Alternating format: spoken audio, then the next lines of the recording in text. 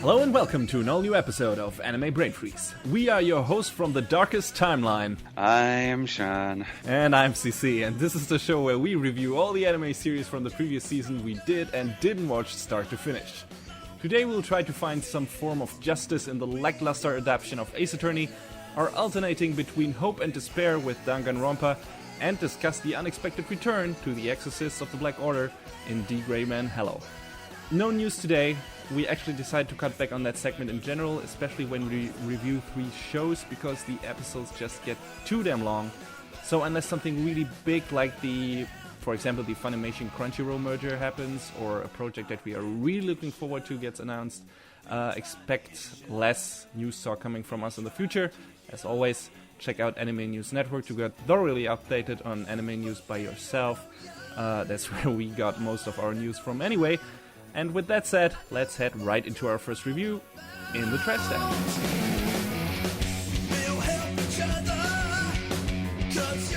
So Ace Attorney, or Jagden Cybern, if I'm not mispronouncing that, is an adaptation of the, I think a lot of people know it, video game franchise by Capcom, which was originally released, the first 3 games I think for the GBA, right?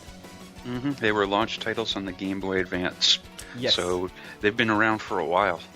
So, this the basic story of those games surrounds, or involves the unexperienced upstart defense attorney Phoenix Wright, or in Japanese, Ryuichi Naruhodo, who is thrust into the world of trials and tribulations when he starts his job as the Fei & Co. law officers. And after his first introductory case, his boss, Mia, is murdered, and he basically finds himself as the new chief of that law firm, trying to solve her and other murders during the course of the show. One of his main helping hands comes in the form of Mia's little sister, Maya, who is a spirit medium, and can even contact the ghost of her sister if the situation in court is dire enough, which also comes with her body changing to that of her older sister, which is a bit, brings its own problems with it, because of course she wears smaller clothes, and it's okay, don't worry about it. Exactly, you know what that means. Anyway, one of Phoenix or Nick's, why do they call him Nick in the translation sometimes? It's a shorter from Phoenix, you know. Yeah, okay, I guess. Anyway, or Nick's biggest opponents in the courtroom is his childhood acquaintance or /friend and star prosecutor Miles Edgeworth, or former friend, I should say. And Phoenix has to stand his ground against him and a lot of other prosecutors to prove the innocence of his clients and serve his idea of justice, which sometimes is a bit different of the idea of justice of the actual justice system, because that it's a bit crooked in this show and in this franchise. It's really out there and really ridiculous, but we'll get to that. Yeah. On a quick tangent, there was a video on the Game Theorists channel about Phoenix's brand of investigation and how he should probably end up going to jail himself. But, it's just a theory. A game theory. Well, no, it's probably actually true. I mean, not only him, but while we're at it, let's just say it. But the prosecutors, or some of them, in that fucking series, they're low down dirtbags. Yeah, exactly. And it's really like they're doing unlawful stuff, like illegal stuff, that wouldn't just fly. A lot of that stuff just wouldn't fly in a normal courtroom, like I don't know, preventing the defense lawyers from bringing forward, legit evidence just by saying, no, I don't want to see that. Like, what? It don't work that way. Stuff like that constantly happens. And, those cases are really ridiculous. They work on, on game and anime logic. It's it's a really watered down version of a justice system that feels more like, I don't know, a wrestling match sometimes than anything else, or I don't know, like a theater play or whatever. Yeah, it's don't expect those games or this show to be a really, I don't know, faithful adaptation of a courtroom drama or anything. This is if you're looking for that, you might want to turn to Law and Order. Yeah, it's really comic booky. I mean, it's still a procedural in a sense, but yeah, still, it's crazy. It's out there, especially when it comes to the characters. But anyway, I played the DS version of the first game. Aside from that, I'm not really familiar with the franchise. I think you played all of the games, right? Not the newest ones, but... Yeah, it's been a minute since I played through the original trilogy, despite having it on my 3DS. But yeah, I think I have a little bit more experience than you do as far as the games go. Mm. Did you like all of them, or did you have a favorite or something? Favorite case? I mean, I like them all to varying degrees, because the games are essentially, visual novels, and the hook is that, you are investigating and presenting evidence in court. Favorite case, though? Now, I didn't get far enough in the show, and we'll discuss why later, or in a few minutes, rather. But, I don't know if it was covered in the show, but there was an extra case, I think, added to the end of the DS game that wasn't in the original GBA. And I think... The first one? Yeah. Yeah, there were... I think there were 2 cases added to that. I'm not sure. But yeah, that was not covered in the show. Yeah. The show only covers the basic GBA cases, not the DS cases. I don't know why... Because it's not like those DS games haven't been around for long enough to adapt those cases as well. But I don't, maybe for terms of length or anything. I feel like they've been around long enough, though, because they came out a decent amount of time after the GBA and way before this was ever a star in the sky as far as anime adaptations go. Yeah, and you were not the only one telling me that the added cases for the DS versions are the best one, at least when it comes to the first game. So I don't know why they skipped over that, honestly. I have no idea. It's weird. Like you said, the games are basically visual novels. They're a bit more involved because you are going around doing investigation, collecting items, serving cases. So it's a bit like an adventure game in parts too. Yeah, I mean, as far as visual novels go, this is another slight tangent. I feel like you have to have a little bit more of a hook rather than just, here's the story. We'll read it to you. Because later on in this particular podcast, we're going to talk about something else that ties into another visual novel. Ole, ole. So, yeah, that particular one also has its own hooks as well. In a sort of a similar way. I'm sure you probably already guessed what it is. Mm-hmm. But anyway, yes. Anyway, yeah, my problems with the game is I suck at playing detective.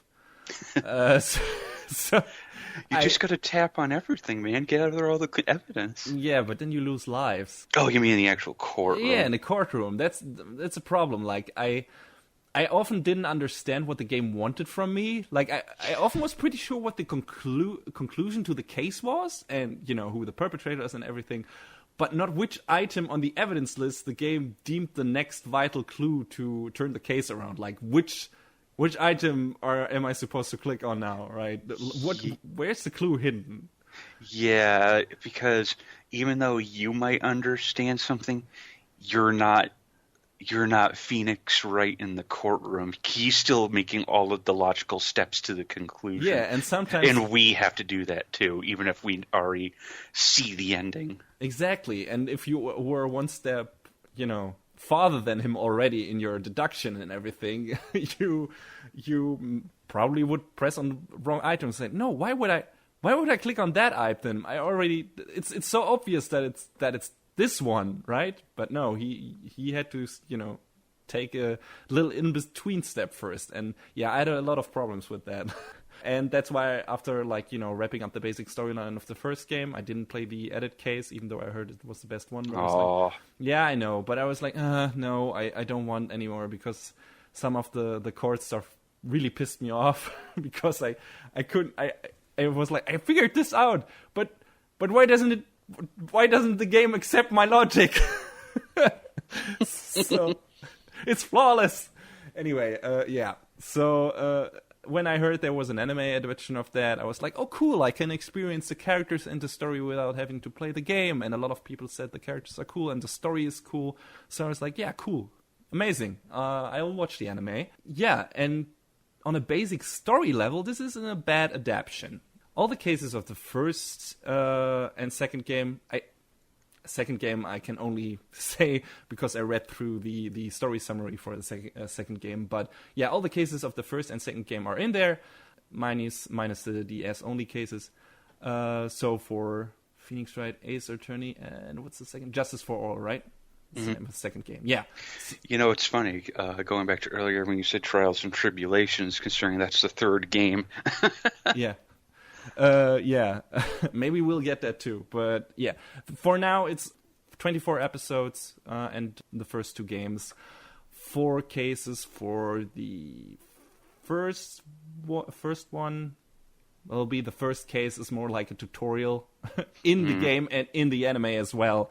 It's like Phoenix having to learn the ropes basically. And yeah, 3 cases for the second game. And the second part of the series. So some of the trials are condensed, shifting some interrogations to other places than the courtroom and cutting out some investigations. This is done for the sake of pacing, naturally, and I think it's pulled off rather competently. Maybe if you've played the games, you would be like, wait, no, this is not how it happened. This was happening somewhere else, and that person wasn't here or something. But it works. Some of the stuff needed to be condensed because otherwise the story would move at as a snail's pace. So yeah, that was done rather competently. I was say because you're trying to condense down a game that's 16 hours into a much shorter space. Yeah, probably, and also there's enough basic fan service in there for the people who have already played the games. Like there are remixes of the most recognizable music from the games used in the show. The characters use a lot of the same poses and animation defaults from the games. Phoenix famous, pointing the finger and yelling objection.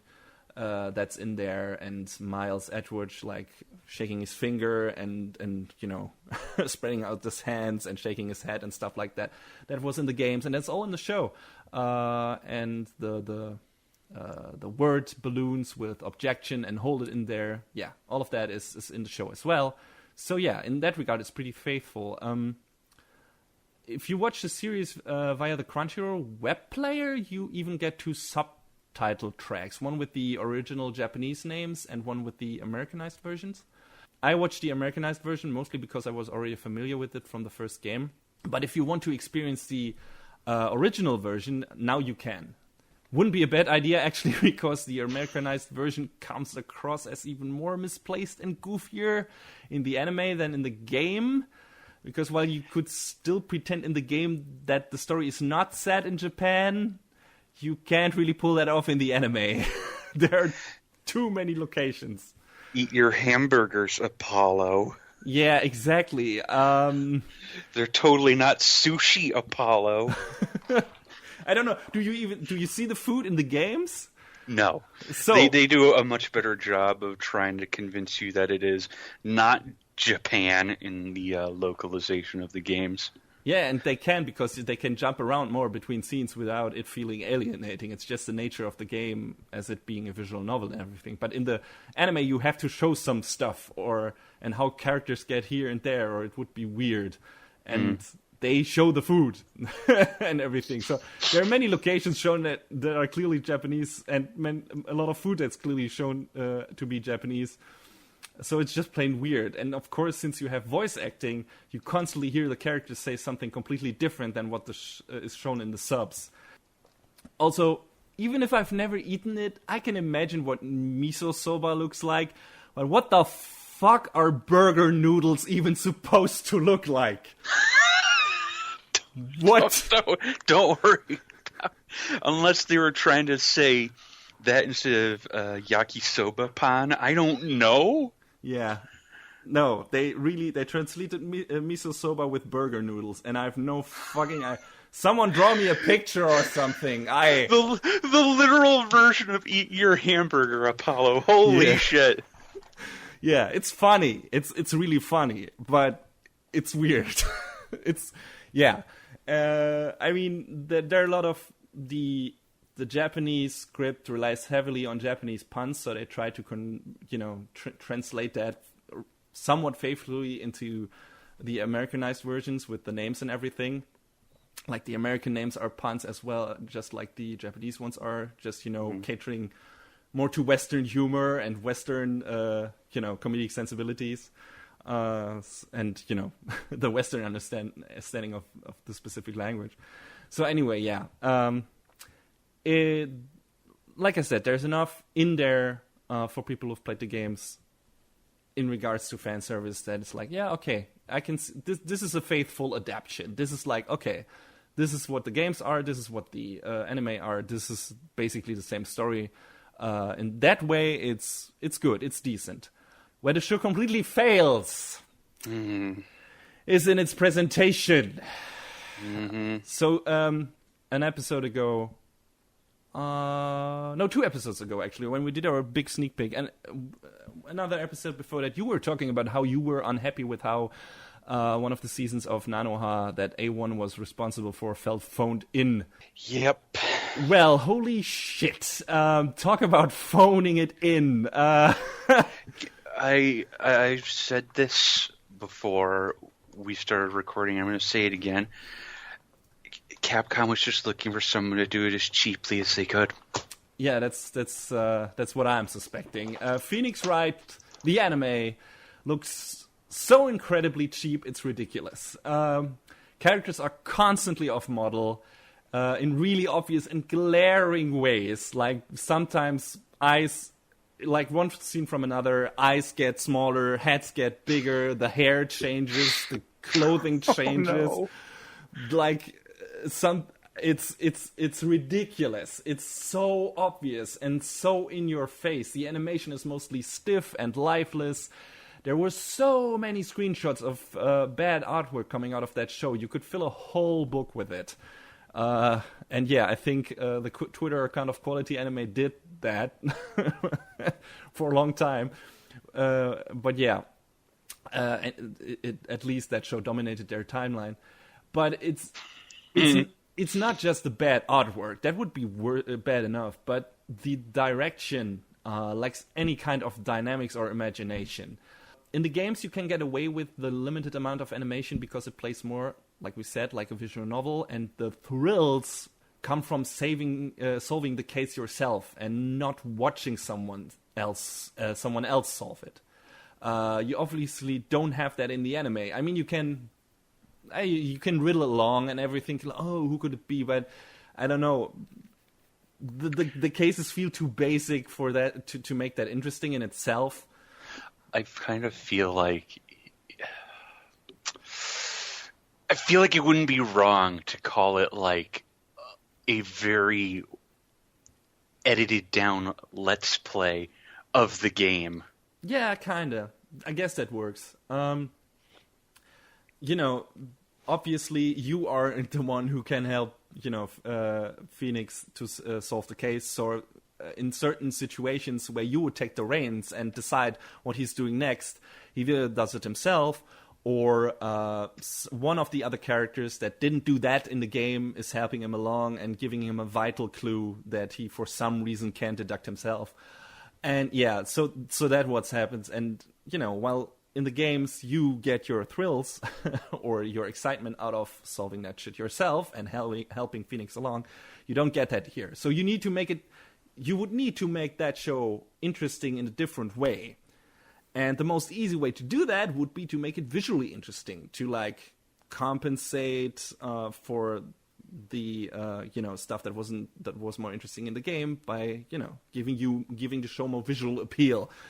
And since a courtroom is not the visually most interesting, diverse, or appealing stage to tell your story, you would have to get creative with how you present those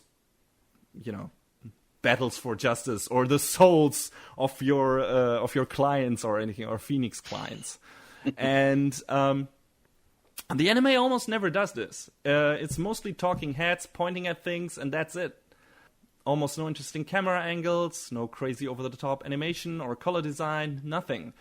You occasionally get a gust of wind blowing at Nick's opponents when he, throws his objection in their faces, but that's about it. And it's also, except for one episode, the conclusion to the Steel Samurai trial, it's not, very visually interesting either when he does that. It's just, pointing his finger and then a gust of wind, and the hair of the opponent gets blown back. Sometimes they fall out of the stand or the chair they're sitting in or whatever. Let's say I remember one scene in particular. I think it was it had to have been the first or second episode because I was about as far as I could stomach. There was this really just absolutely garish, ugly CG shot of the courtroom, and I was just like, oh, God. I think that is the only time that happens, actually, but, But even so, that sets a really bad precedent. Yeah, that doesn't save it. There are maybe a very few scenes. One in the last case, I think, where the camera pans around Phoenix in one of his plaidoyers. That it looks a bit more appealing, but they're very few and far in between. Spread very thin. It's disappointing. What this show desperately needed, was a director who, besides a bigger budget, obviously, was a director who, compensated for the basic procedural nature of the storylines by heightening and exaggerating their many ridiculous moments, to the max. Ayumu Watanabe, who directed this, also directed Space Brothers, which is a good show, and he also directed a lot of Doraemon stuff and Mysterious Girlfriend X, so he's not an unexperienced newbie or something. So I must assume that the main reason for the show looking like this was either, what we already said, the budget, just in itself. There was no time, there was no money involved, or he didn't give a single fuck about this adaptation. So I don't know which one it is, maybe both. I get the feeling that it was just a paycheck. Yeah, maybe. Or he was just not the right guy for the job. I don't know. But yeah, the direction for the show is super lackluster. What the show really needed was someone like Kenichi Suzuki and Naokatsu Tsuda, the directors of the JoJo's Bizarre Adventure TV series, or Yoshitomo Yonetani, the director of Food Wars. People who can infuse the most mundane settings and activities with enough visual craziness to make them a lot of fun and get you engaged. The trials needed a lot of, crazy camera work, pan-around shots, interesting angles, a lot of weird color patterns, stuff like characters growing to supersized version of themselves and looming over their opponents, or some strong visual metaphors for two attorneys having an actual physical battle inside the courtroom instead of yelling at each other. Stuff like that. We've seen that in other shows. Just a direction that lets the imagination run wild and, put some really, really anime-ish stuff in there that, you wouldn't see in a normal courtroom drama. And, Ace Attorney doesn't have that. It needed it, but it doesn't have it. Yeah, that's a shame. Because there are still some pretty neat stories and a lot of fun and crazy characters in that series. A lot of which we haven't even seen yet. Because like I said, the first 24 episodes only cover the first two games. And I heard some of the best stuff is yet to come. Trials and Tribulations apparently was very, very cool and ended apparently on a big cliffhanger. And then we got the Apollo games and now the 3DS games. So, there would still be a lot of grounds to cover and interesting stories to tell, but I don't know if I would want to see them in this version. Either hopefully A1, if they were to get the job again, would actually, be able to pick up the slack, or either that or they just hand it off to someone else who can. Yeah. But again, I feel like, Capcom just wanted it done quick and cheap. Yeah. Jobbers. Yeah, like I say, I don't know if we'll get a second season. It hasn't been announced yet. Right now, story-wise, the series ends kind of a bleh note because the most interesting case wraps up after half of its runtime, and then we're stuck with cases that feel a bit like filler because they are from the second game, which is apparently the worst of the bunch, at least from what I've heard. And, the cases are not inherently bad or anything. It just feels like, after this, giant-ass main story relevant trial that the first game wraps up with, and, which the first half of the series wraps up with, everything that comes after, it feels like, okay, this is the everyday life of Phoenix Wright, and we won't get back to the main story and, how it relates to our main characters and everything until much later. So, yeah, it feels a bit unsubstantial how the series wraps up. I don't know if I'd continue watching if a new season got announced. I'd have to think it over. As for recommending it to someone, I'd say if you have already played the games, don't bother. There are some nice extended scenes in the show, like an episode that details how Nick, Miles, and Larry solved their first case together as kids. That was pretty nice. Gives them a bit more character depth and development. But aside from this, there is nothing in the show for you that the games haven't done and probably done better. And for the people who haven't played the games, if you don't mind that genre of game, or that specific version of visual novel and how it handles the cases and the courtroom and the solving of the crimes and everything, like I did, I'd say play the games instead. It's more satisfying to solve the cases yourself. Not for me, because I had issues with deciding what the game wanted from me and figuring that out. But I guess the presentation in the game, while also very limited, still feels more engaging than the one in the show and doesn't look as cheap. Well, that's because it is a game and it's interactive. With anime, as much as we love it, is a passive medium. You watch it. You're not hitting buttons and getting a reaction and causing the outcome yourself. Yeah, exactly. So, in order to make this an interesting thing, they should have done more than just adapt the basic storyline and how the cases, how the cases went and developed, and they needed to bring some visual panache to it, and they didn't. So yeah, this show is a bust, and it's kind of deserving of the trash stash, which is a shame and a bummer and everything. But what can you do? That's how it is, and I have nothing more to say. John, do you have anything more to add to Ace Attorney? Other than the fact that it was a big steaming pile of disappointment, you hit on a lot of it pretty well. And I mean, you say it had some of the iconic songs. It seemed like, as far as I saw, they were rarely ever used. Like something like Persona 4, its anime adaptation, they pulled straight from the soundtrack, and there's nothing wrong with that because it worked. Why they didn't do that with this show, I don't understand. Well, because there's so many just generic, flat, middling songs in there that have no emotional connection to the source material. That's just kind of like, that's how I felt about it. Yeah, well, in the beginning of the series, and you only watched like the first 2 episodes or something, if I remember correctly. Yeah. Yeah, it's pretty. It's more noticeable in the beginning. They ramp up the number of songs from the games by during the course of the series. There are a lot more coming. But yeah, you're right. There's still a lot of songs that are not from the games. And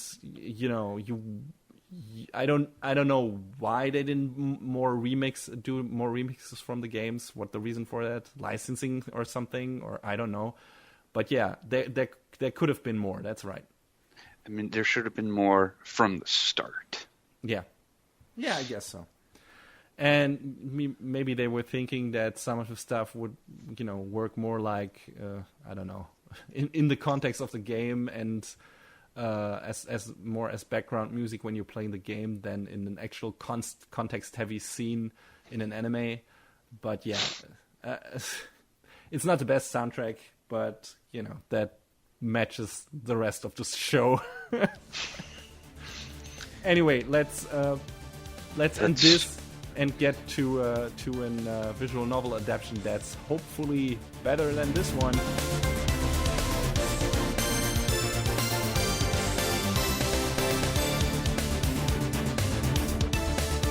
So, the next show on the list today is one that deals in the ever popular aspects of hope and despair. It's Danganronpa.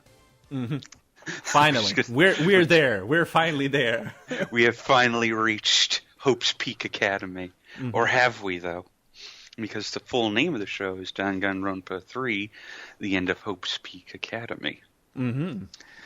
And the name of the show already causes a little bit of confusion, considering the third actual game isn't out yet. I mean, they're calling it New Danganronpa V3. Whatever. That's their choice. But yeah, so this was actually split into two different shows. One called Future Arc and one called Despair Arc. So Future Arc is a story that takes place after the games Danganronpa 1, Danganronpa 2, and Ultra Despair Girls. So I have to tiptoe around a lot of spoilers because these two shows cannot stand on their own. You need to have the background knowledge that the games provide you with. So for the uninitiated to the Danganronpa franchise, what is the basic storyline of the first few games even about? So the first game revolves around the main character Makoto Naegi, and he's been recruited to the school Hope's Peak Academy. He's joining their 78th class. He's ready and raring to go. And after the first day, apparently everyone has lost their memory, and no one remembers who each other is. And trying to get this as broad an overview without delving too into spoilers, but it deals with, as is referred to by the cast, the biggest, most awful, despair-filled incident in human history that is more or less the gist of it, and trying to escape from the school because terror is rained down upon them by a stuffed mechanical bear called Monokuma, and he says, if you want to get out of here, y'all got to kill each other. That setup alone, when I like basically read that for the first time, sounded so fucking ludicrous. That already was interesting. There's a lot of weird, strange elements to the story, but it works somehow. Yeah. So basically what happens is the broad overview is that someone gets killed. Multiple someones, because it happens several times. But anyway, and Monokuma says, you have to decide who amongst you who done it. And if you determine who done it, everyone gets to live, except the perpetrator. They get put to death. If you can't successfully determine who done it, then the perpetrator gets away with it, and everyone else is eliminated. Yeah, the perpetrator can leave the school that they're trapped in, right? Right. Now, the way this is determined is a classroom trial. Oh, hey, look at that! We're tying back to Phoenix Wright already. Yeah, and this is the only way for them to leave the school, if I remember correctly, right? They can't leave other than committing a crime and getting away with it. Right, and they mostly can't leave because the school is like sealed off, and they can't get out that way. And Monokuma is holding the magic key, essentially, that'll let them out the door. Also, as unthreatening as a little mechanical teddy bear might sound, he's also somewhat, without giving too much away, but he is a force to be reckoned with. For different reasons, and not as easy to overcome as you would maybe think. Yeah. In the games, the way it's handled is you go around the school, gathering evidence, piecing it together, which again sounds very familiar to Phoenix Wright. But the trials have like different segments to them that play out differently, as opposed to hearing testimony, cross-examining, presenting evidence. The crux of the game is finding contradictions to what you have in your big pile of evidence, and you're basically going around with what they call these non-stop debates. Everyone is yelling at each other all the time. No, you're wrong. No, it's this. But are you sure it's not that? And you as the player have to be like, wait a minute. That's not right. It doesn't match with this. And you present the evidence to them, and that's how you move forward. And I mean, there's other little mini games in there that help to spice it up and help you figure out the details of the case. But you basically sometimes, at least, you shoot the evidence at them or contradictions with a word gun or something, if I'm not mistaken. Yeah, they are called truth bullets. Yeah.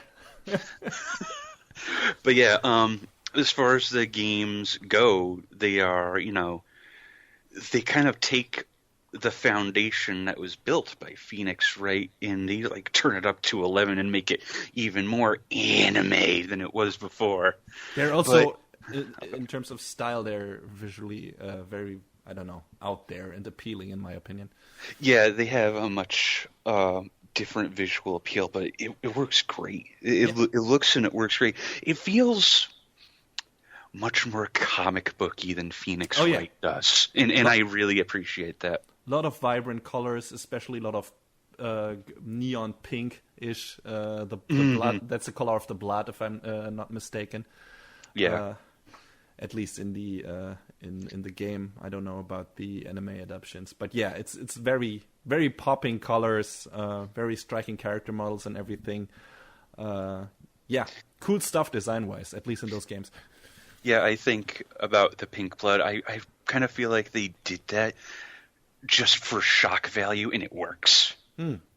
Because that's something that they didn't use as much in the future arc story of the anime, but they used it in the despair arc, which I didn't get to that earlier, is a story that takes place before the games begin. So, but even though it is a prequel, you still need knowledge from the games walking into that. Weird. Yeah, because otherwise a lot of things just don't quite make the sense that they should.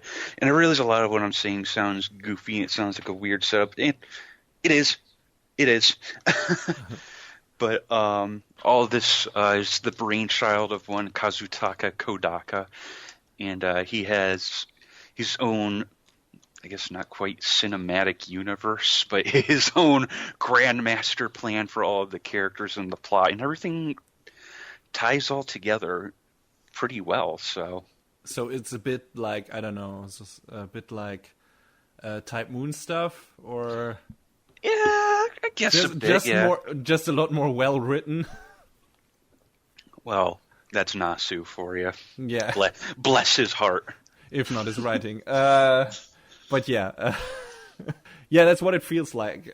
Just from you telling me about it. I mean, I've only watched someone else play through the first game and parts of the second game. I haven't played them myself. I probably will get to that since they've been announced for PS4 and I'll finally have a console that I can play them on. But I know virtually nothing about the franchise beyond that, but from what you told me, it sounds like, okay, this is this is turning into something really big, and does it get? I don't know if I'm jumping ahead now, but does it get any kind of conclusion with the advent of those two anime series that you want to talk about today? Oh yeah, definitely. It does reach a conclusion. What they kind of did was they had like a big concluding episode after both of the series called that. And I don't know why they, gave a single episode the name of an arc, but they called it the Hope arc. Mm-hmm. To set something that ties everything together, gives it an ending that is not completely full of despair and terribleness. Okay. That's a change. Yeah, I know, right?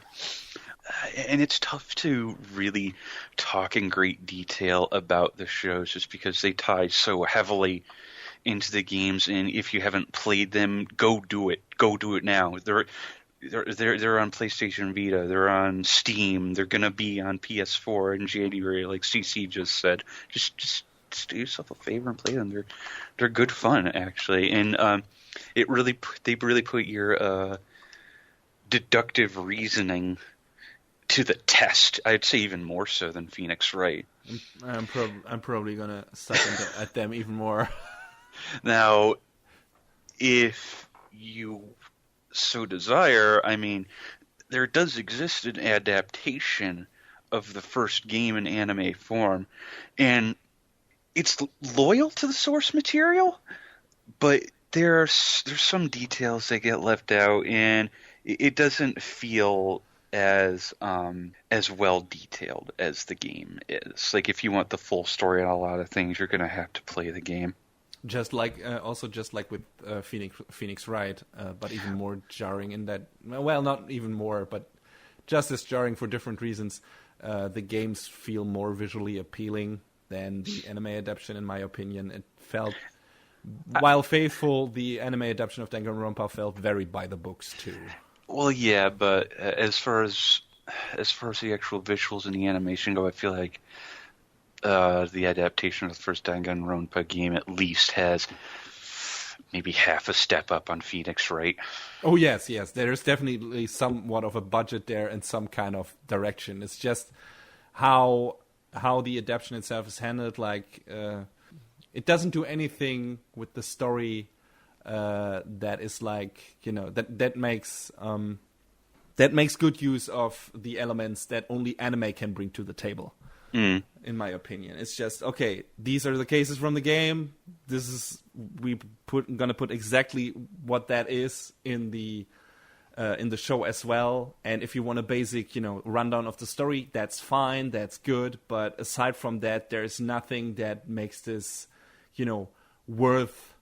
Besides of saving time, maybe nothing in this makes it worth watching instead of playing the game. And This is always that's always a shame, in my opinion. If you have like a different medium and put that there, give it something that makes use of that medium and brings something to the table that improves on certain aspects of the game, or that the game couldn't deliver on just because it's a different medium, or however because of the form of presentation they chose for that game. But yeah. Nothing wrong with the adaptation itself. It's just, if you have the choice, I think playing the games would still be the better option, right? Right. Definitely. Especially since there's no adaptation of the second one. So yeah, and also Despair Girls.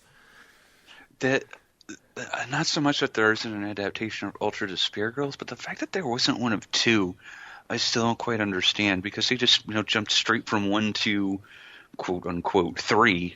So without going into spoilers too much, how does the story continue? Like, is it straightforward? I mean, it can't be, since one is a prequel and one is a sequel. But were you feeling immediately back at home, so to speak? Did you immediately know what was going on? Could you were there a lot of familiar characters in there from the games? Did you know exactly what was going on from the beginning? Did the story immediately make sense? Yeah, I mean, well, I had recently finished the second game, And then I put a wrap on Ultra Despair Girls by about the third or fourth week of the show's airing, which I at first thought that it was just, a side game that didn't have really, important main story. But I was like, hey, I'll check it out anyway. I was wrong. It's all related. Because of this, the main characters in Ultra Despair Girls do definitely show up in there. They don't have as prevalent of a role, but they do have their bit to play.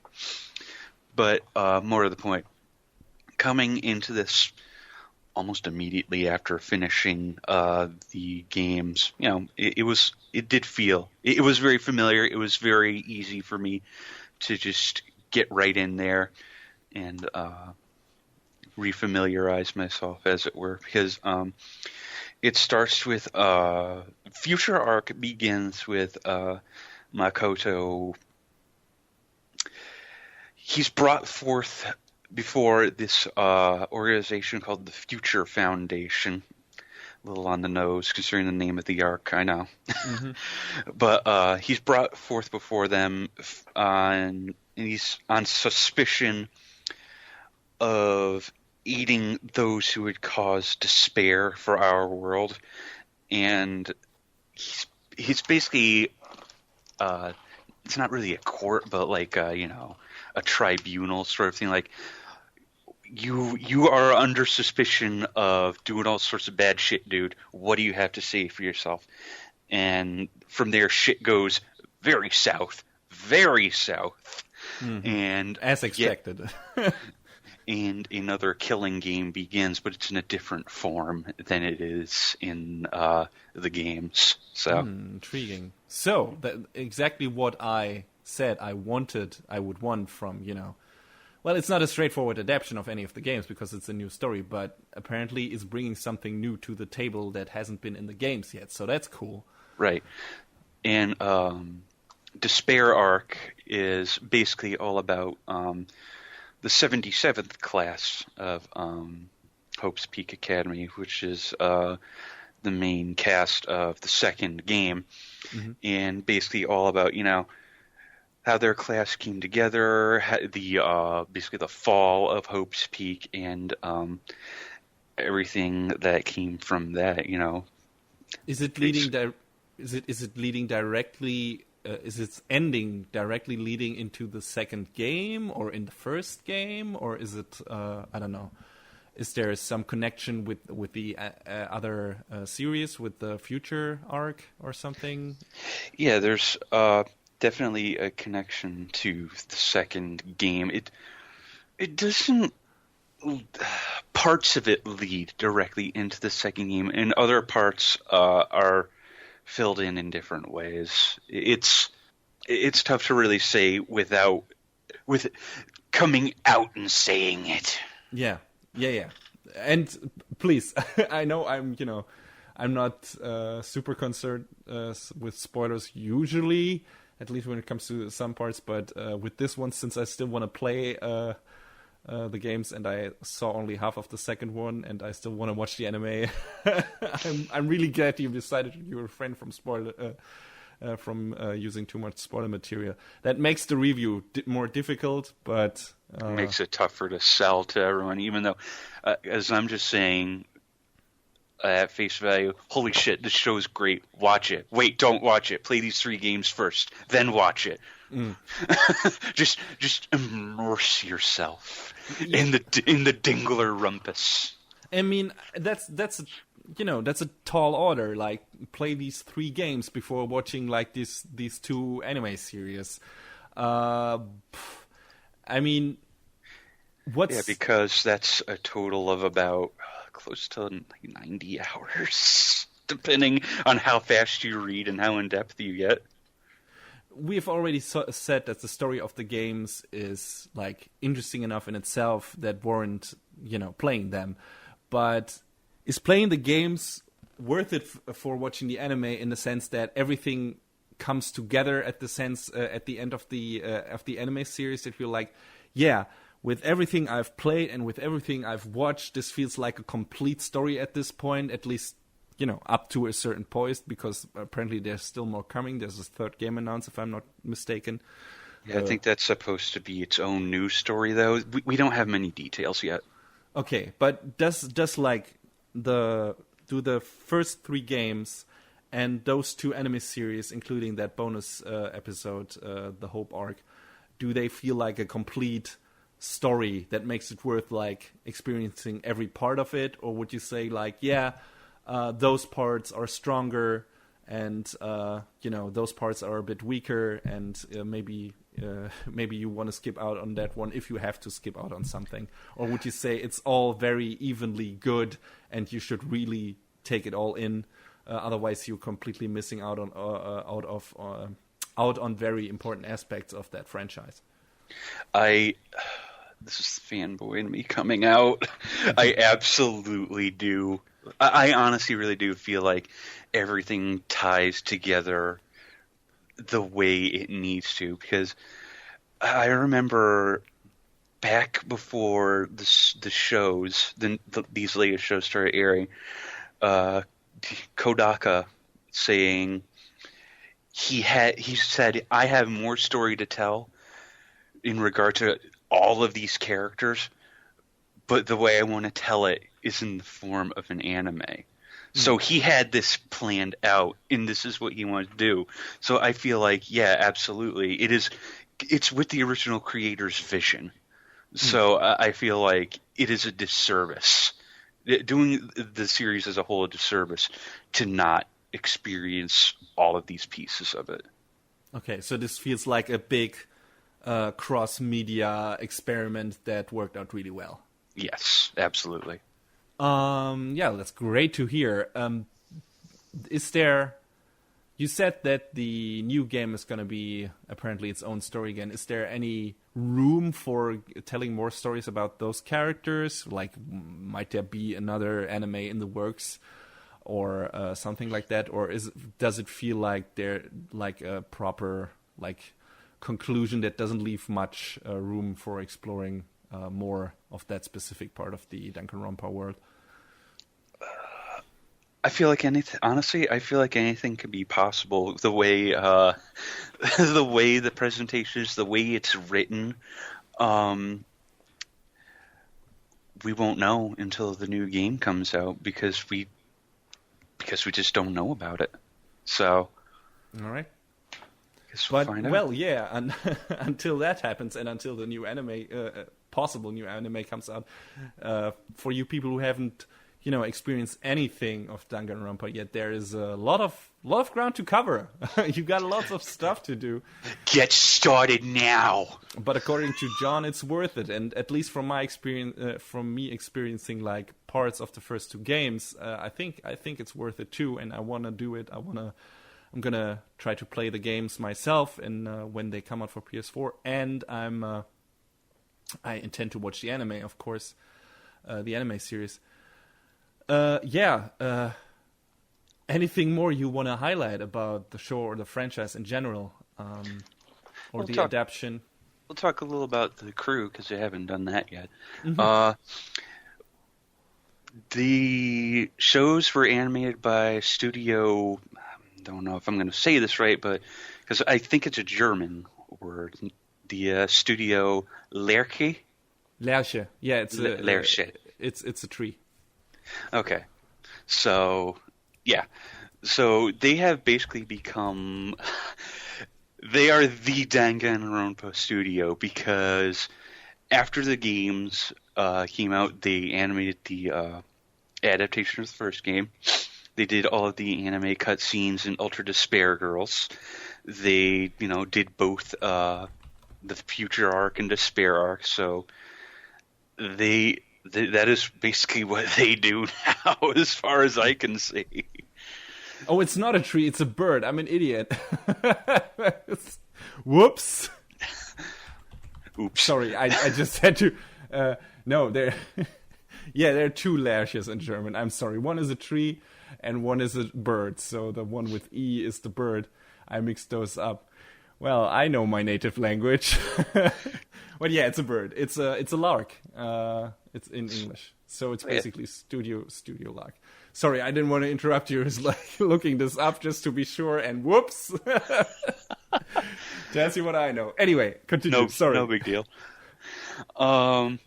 So apparently the show has a director and a chief director. The chief director is Seiji Kishi, who apparently worked on Assassination Classroom, did some supervisory work on the Persona 3 movie series, and he's done a few other things. Like his experience with game adaptions then. Yeah, apparently, even though it was an OVA, he directed Fate Prototype. Mm-hmm. And he also did the direction on Yuki Yuna is a Hero, which is another show that is very close to my heart. Mm-hmm. The director, not the chief director, I'm still not quite sure what the difference is. There's someone named Daisei Fukuoka, who hasn't done much else as far as heading things up in direction, but he's worked on stuff like Aikatsu, Code Geass, Gundam Age. So, he has worked on, big name stuff as well. Mm-hmm. And the other, we already mentioned Kazutaka Kodaka, who is the series creator, scenario supervisor, all of that good stuff. But one person I really, really want to highlight is the show's musician, Masafumi Takada, because he is a master of his craft. The music in this show and in the games, amazing. It's so good. It's very striking, yes. Yeah, it's got... I don't even know how to describe it as a single genre, because he's very adaptive with his work for, the situation that the music calls for. I mean, he's done all sorts of other stuff, too, like the Earth Defense Force series, Killer 7. He did some stuff for Samurai Champloo.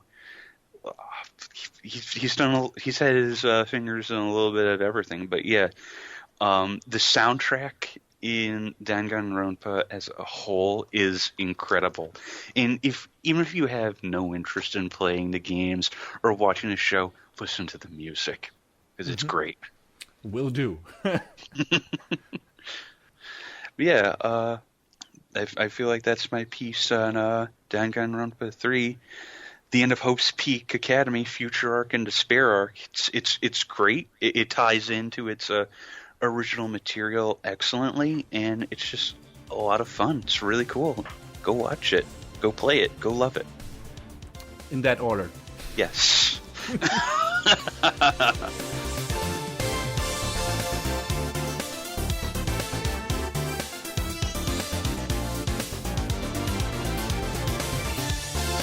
So, the story of D.Gray-man, and thus the story of D.Gray-man Hallow, which I'm going to talk about today, is set in an alternate version of 19th century Europe.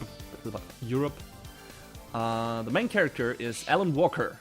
He's an exorcist and a member of the Black Order, a secret organization that is trying to rid the world of the living weapons called Akuma. Yeah, I know Akuma means demon, but yeah, in this case is really the name for the weapons more than them being actual demons, because they're more like robots. So you mean to say that 19th century Europe is getting overrun by an army of cyber Akuma from Marvel versus Street Fighter? Got it. Exactly what I'm saying. Call 19th century Ryu to save us from despair. Anyway... Responsible for the existence of those weapons is not Capcom, but the so-called Millennium Earl, who is a jolly old grinning fat man, but definitely not Santa. He comes to people in their most deep and desperate moments after losing a beloved person, and offers them to bring said person back from the dead. Of course, stuff like that always has a catch, and what he doesn't tell the grieving people is that he binds the souls of their loved ones to the mechanical weapons called Akuma, who then kill the person that brought them to life. Jeez. And takes over their body. So yeah, you can already tell this is a very grim show in certain parts. It gets very dark, very sad. There's a lot of emotions in that show in certain aspects, which I appreciated. Sometimes shonen shows can lack in that department. D.Gray-man doesn't. And yeah, Akuma can only be destroyed by anti-Akuma weapons created from the mystical ancient energy called innocence that is part of every destined exorcist's body and can manifest in different ways. Alan, for example, has a parasitic anti-Akuma weapon in his arm that can take the shape of a giant claw or a gun, for example. And during the course of the series, he travels the world to find more exorcists, to bring them into the Black Order, so that the world can be finally cleansed of the threat of the Millennium Earl and his family of super powerful beings, the Noah clan. Yeah, that's the basic story outline for D.Gray-man.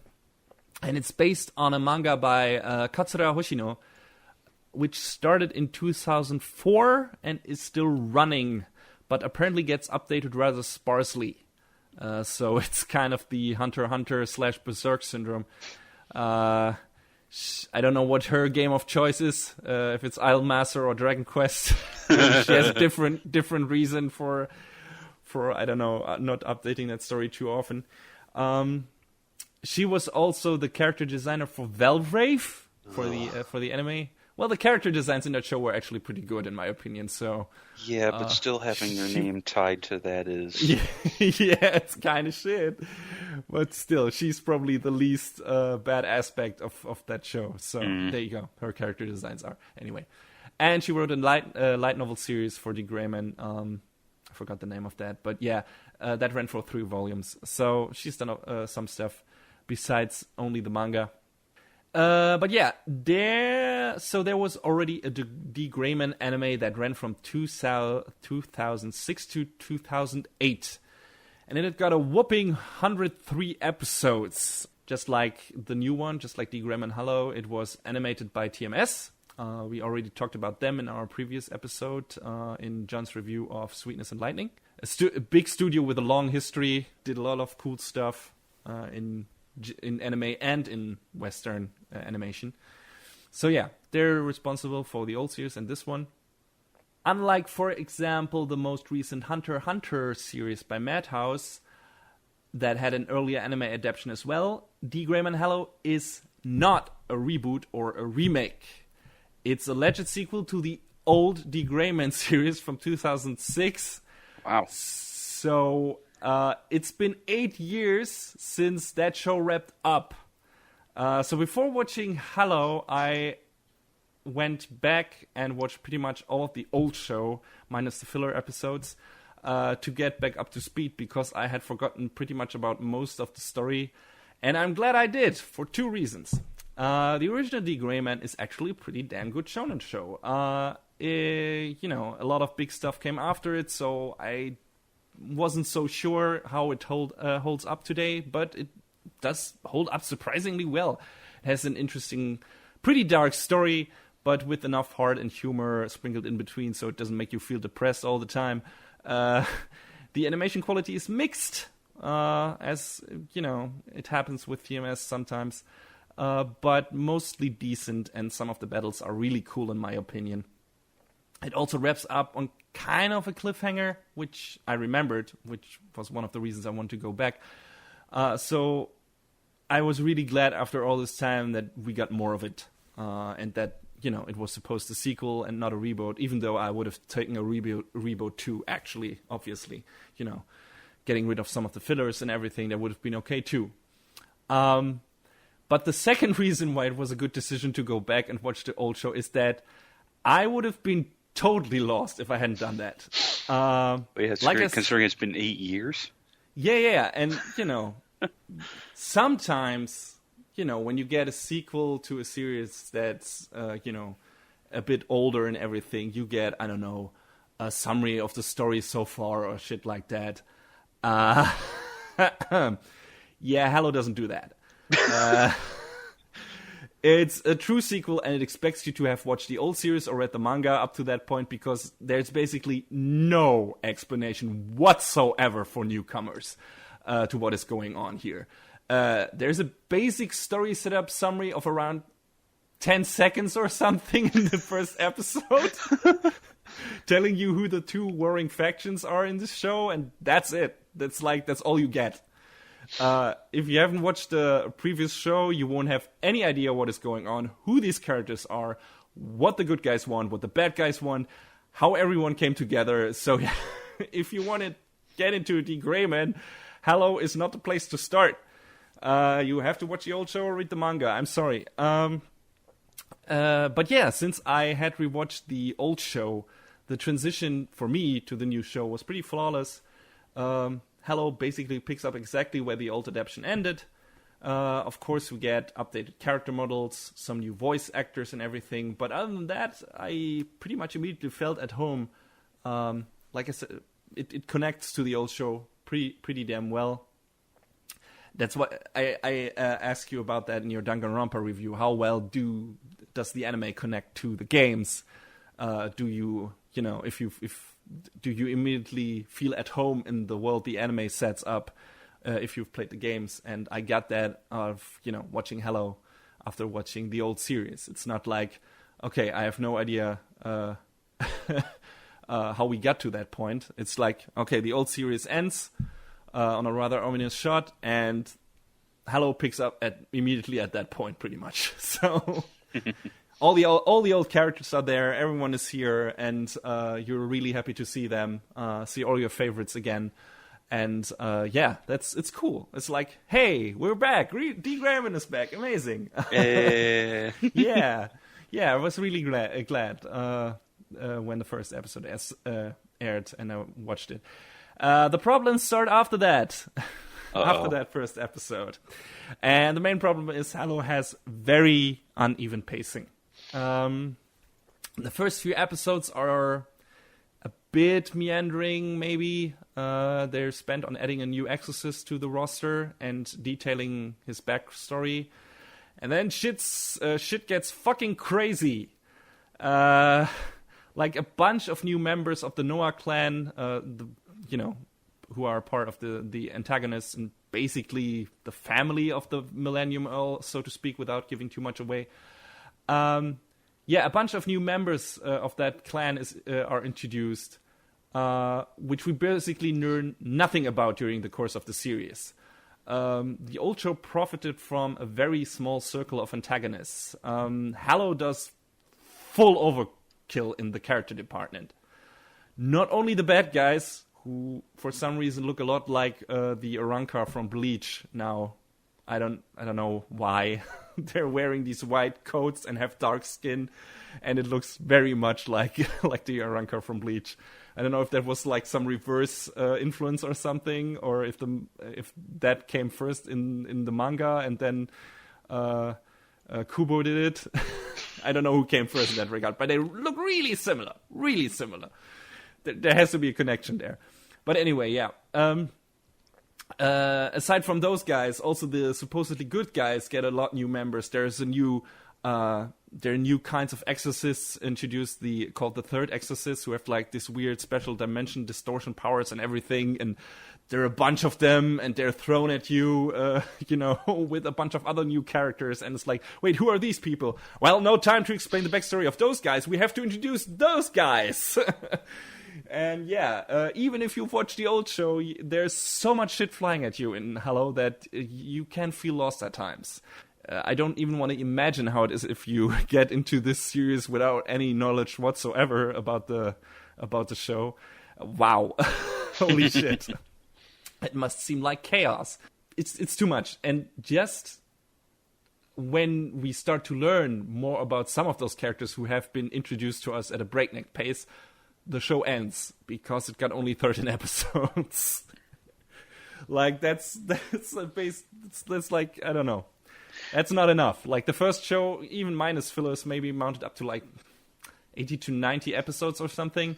Yeah, it seems really strange that they would just like swing back around so violently on the number of episodes unless there's more of it coming. Yeah, I hope so. I mean, I don't know how much manga material Hallow covered, and if there's anything left, considering how sparsely apparently the manga is updated. But yeah, I want to I want to see how that story continues, because just because it has pacing issues and way too many characters, it's not to say that the show isn't interesting. We learn a lot more about the Black Order and why they're actually not really the clear-cut good guys in this story. I mean, you had your suspicions in the first series because, some of the higher-ups apply methods in regards to battling the Akuma and the Millennium Earl that are not, not really decent and morally acceptable. And the show goes even farther in that territory in Hallow. The Black Order has some skeletons in their closet, and some pretty big ones too. And that stuff is interesting. We finally, which is also very much connected to that, we finally learned the background story of one of the main characters, Yu Kanda, that was teased a lot in the old show. And now we finally learn about where he came from, what he's all about and everything. He was pretty much shrouded in mystery during the first series. So I very much appreciate that we finally learn pretty much all about him. And for fans of the old anime, it's just cool to see all those characters again, and some of them, finally get in their comeuppance in terms of story development. And well, albeit with more prettied up character designs, like the old character design was a bit more typical shonen-y, and now it's very much like, hey, Fujoshi crowd, look at this show too. We got pretty boys. Uh-oh. You want to date those pretty boys? You want to fantasy date those pretty boys? You want to see some man meat? Well, we're not getting man meat, but still, it's there. A lot of the characters are prettied up, a lot. So there you go. But aside from that, this is cool stuff, and especially for people who like the old show a lot, which turns out I'm one of those people. And there are a lot of interesting story setups and payoffs, especially regarding Alan and the Millennium Earl. So there's a lot of cool stuff, and it's a good continuation of the story in itself. But the series needed more in some regards and less in others. Like less character introductions with more time and episodes spent on them. Yeah, that's basically the gist of it. Some of the story developments needed time to breathe and sit with you instead of the series rushing to the next plot point. I'd say that's the main problem. Like at least in the latter part of the series, the breakneck pacing and character introductions and everything. And also, most of the show feels like a setup to a bigger conflict, like to the final conflict of the series, instead of a wrap up of the old storyline. Like more like an in-betweener or something. So, of course, most of that can be contributed to, the manga still running and having not finished. But the ending of Hallow is even more of a cliffhanger than the ending of the first show. So if now this is the final anime thing we get from D.Gray-man, that would be really depressing. But since the series came back after 8 fucking years, my hopes for getting another season are now much higher than they were after finishing up the old show. I'm pretty sure at some point we'll get another season. And hopefully it'll be sooner than 8 more years. Yeah, definitely. Also, if we do get another season, I really hope we'll have more than 13 episodes, because that definitely wasn't enough for all the stuff squeezed into this show. Mostly for the sake of pacing, of course. Because after watching the old show, which had a much slower pacing, this felt like D.Gray-man on fast forward or speed or ecstasy or something in a lot of parts. And there was no time to breathe. I would still recommend the show because I think it's good shonen fare. If you like that stuff, like me, if you're a fan of that, I really recommend it, because it also has some stuff that other shonen shows don't do.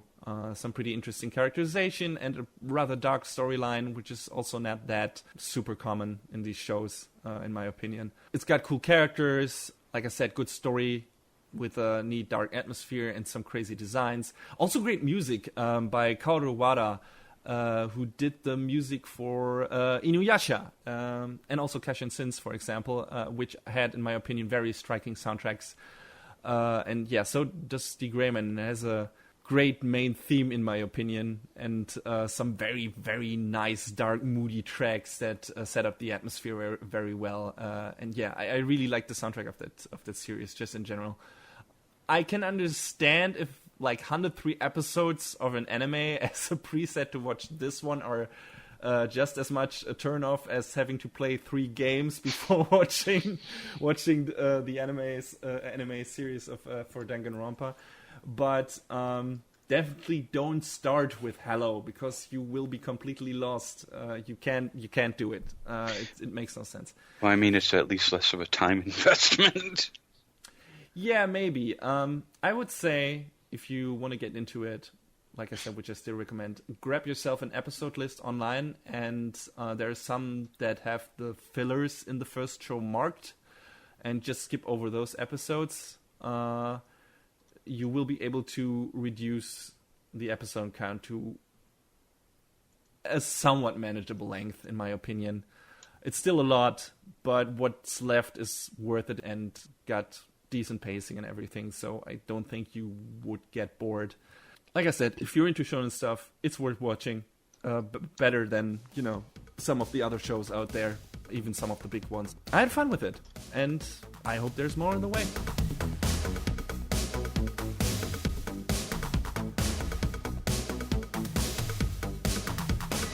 And that is a wrap on the 19th episode of Anime Brain Freeze. All the music in our show is from the Double Dragon Neon soundtrack by the amazing Jake Kaufman. Please go to vrt.bandcamp.com and check out his awesome work. You can find us on YouTube, Facebook, Twitter, iTunes, Stitcher, SoundCloud, and animebrainfreeze.com. Leave us comments and questions anywhere you like, or send us an email to animebrainfreeze@gmail.com. Thanks for tuning in. We hope you had a good time, and please join us again on our next show. Macht's gut. Take care, everybody.